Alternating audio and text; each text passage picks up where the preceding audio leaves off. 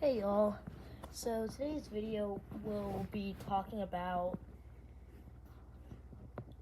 tortoise behavior and how to understand them more when you have them. It's like things that you don't want to be scared or confused about like they do. So there's not going to be like any real video. It's kind of a bit more just me talking about it. But this is a really important video just because Spud isn't wandering, walking around doesn't mean you guys should not watch it. But first, I'm going to start off is with sleeping. Depending on what age, sleeping is totally fine. Spud is a baby, so funny enough, he sleeps just fine. He probably takes a nap during the day, but not really. He goes to sleep around 8 o'clock when the sun goes down, Western time. Eastern time in Florida, and wakes up around later morning, depending. But he wakes up early anytime. He doesn't mind in the morning. So that's not really a problem if you see him sleeping a bit too much. One thing that I just want you guys to make sure to watch out for is just if they don't open their eyes or if they just sleep constantly all day. That's probably a problem with food deficiency and basking and all that mess. So I would get your tortoise checked out if that happens, or try fixing the problem. The next thing is not eating. So depending on what you feed your tortoise, they'll be very picky if you try feeding them something else. It's I just found they got Spud to try to start eating more grasses and staple greens, because before he just kept eating pellets.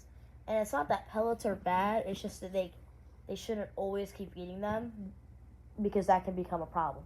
It's like getting a baby off a binky, basically, to think about it. Or a pacifier, whatever you guys call it. The next thing would be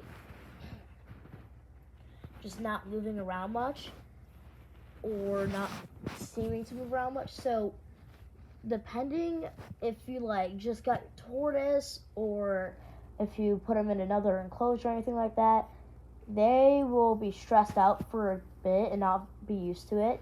So they'll either hide or stay in the light, like what Spud did. So he stayed in the light above my bathing spot and the ambient area for 3 days, because he was afraid to go in the hide. But then he finally got used to it after 3 days, and he was totally fine with it. Same thing with his outdoor hide. He is, at first, he just hid inside the hide all day to avoid everything. Second day, kind of the same, but came out a little bit. Third day, he's goes in, goes out, being a little tortoise, doing a thing. Eating, grazing, whatever. One thing that I just want you guys to know is when the sun goes down, I bring Spud inside, and when I first wake up around 7 o'clock, I take him outside, because that's when it's nice and humid, and that's what he likes, because they are baby tortoises. I'll make a video either later today or tomorrow about temperatures and humidity and the way I deal with it, so you guys can know that. The next thing that I want you guys to know is, usually you guys might notice how yours keeps hiding around midday, so around 11 to 3 when it's the hottest part of the day. Like I said, that's either from stress of being in a new area, or it's just because it gets really hot, so they begin to hide where it's cool. It's completely normal. Most animals do it, especially them. See, not all tortoises just sit around and soak up a UVB from the sun. They will hide during certain parts of the day if they feel like they need to. That is completely okay. Another thing that I want to go over is a little bit weird here, is pooping. You guys probably won't be able to see your tortoises do it very much, is because it either mixes with the dirt or they do it while you're not looking.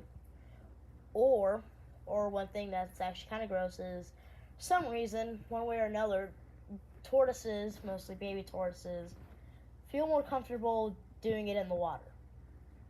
Yeah, I know, it's gross, right?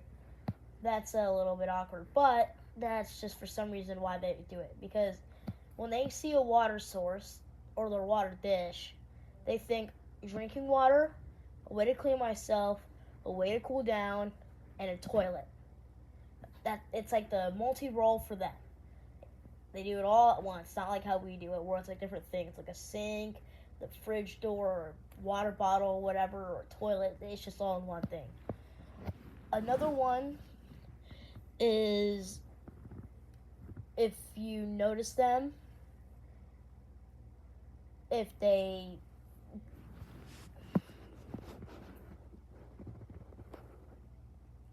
sorry, my bad. Something went wrong. If they don't like being held or like not very social, that's completely fine. They're all different each way, and they usually get comfortable over time with whoever owns them or is basically like their food source for them.